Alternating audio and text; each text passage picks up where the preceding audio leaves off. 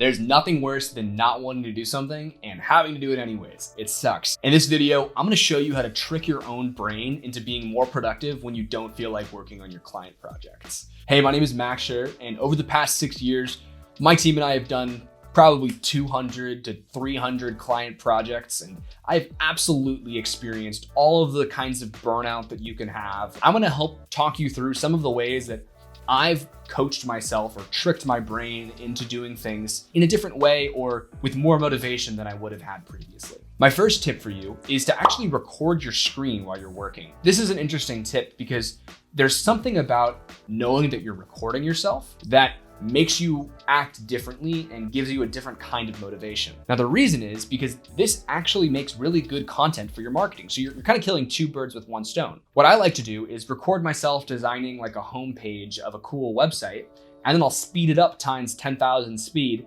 and make what's called a speed art. What's really cool about this is it creates content and it motivates you. Now, you may think, oh, but I make all kinds of mistakes while I'm working. I go through a process. I don't get it right the first time.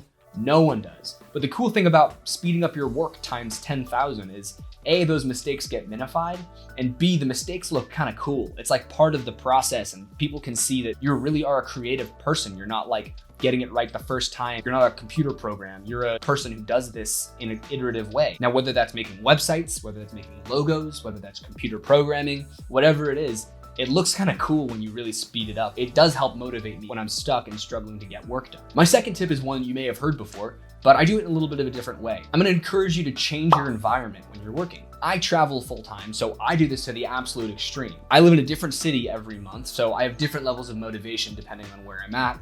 And I go to different places with different intents. Last month, I was living in Puerto Vallarta, Mexico, which is a really fun place. And I was there to meet people and network, adventure, and experience different parts of life. But now I know that I need to be really productive to kind of make up for some of that fun that I was having. So I've moved myself to a city where I know absolutely nobody and I have no intention of meeting anybody. I've moved myself to Charlotte, North Carolina. So I'm currently just locked down in a co-working space, getting a ton of stuff done. I'll be here for a month and then I'll go back to living probably a more balanced life. But you don't need to do it as intensely as I do.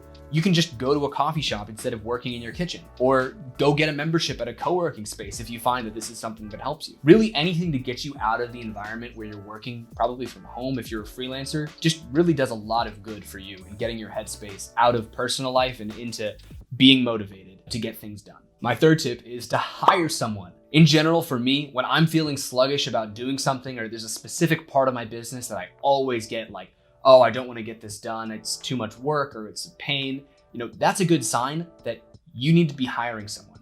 In fact, feeling burnt out or not wanting to do my job is the number one sign for me that I need to hire someone else to do that job. There's a couple of different kinds of burnout that you can get. You can start to feel like you're in professional stasis where you're not improving your skill set, you're just doing the same thing day in, day out. That's a really good time to hire someone. And then there's another kind where you just have too much on your plate and there's just not enough to get done, so you don't know where to start, so you don't start. Well, that's absolutely when you need to hire someone. So really, if you're feeling burnt out in either of those two kinds of ways, watch my other video that I just recorded like in this same outfit 5 minutes ago about how to hire better for your business. And it'll help walk you through some of the fears that you may be experiencing around hiring.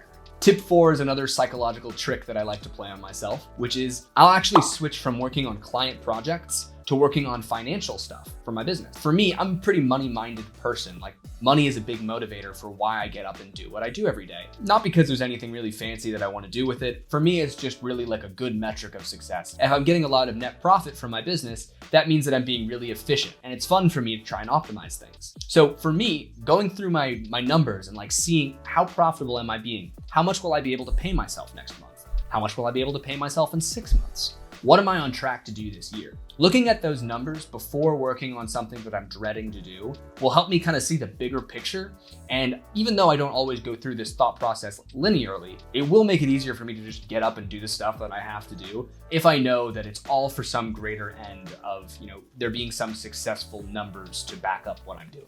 The other benefit of doing this specific step is that it can reduce the amount of stress you feel. As I've mentioned in other videos, one of the things that stresses people out the most is ambiguity, specifically around things like cash flow. Even knowing bad news or how bad of a situation you're in is better than not knowing. So reducing the amount of stress that you're in around that specific area can absolutely make it easier to get to work and be productive. So my fifth tip for you is to take a step back and work on your business instead of in your business. Actually improving things so that next month is better than this month is really one of the best ways to motivate yourself to do things that you don't really want to do.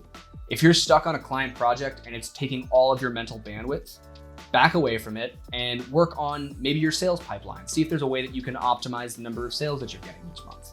Or take a look and see if there's a way you can improve your process that you actually complete projects in. Now, I know that seems counterintuitive because if you're burnt out about something, working on something else doesn't always solve the problem, right? But what it can do is shift your mindset. You being in a very micro mindset all the time, and what I mean by that is dealing with the whirlwind of client projects all the time, that can be really draining. If you shift your mindset and take a break from thinking about your business that way, and start looking at how you're gonna be in a better place 6 months from now, that'll actually really help you reapproach the issue with fresh eyes. Once you've done the macro work, you can come back to your micro situation and fix whatever problem it is that you're burnt out about and not wanting to get done. These 5 tips are things that I've consistently used to get myself into a headspace to get things done when I really don't have the bandwidth to do it. I really hope it's been helpful for you.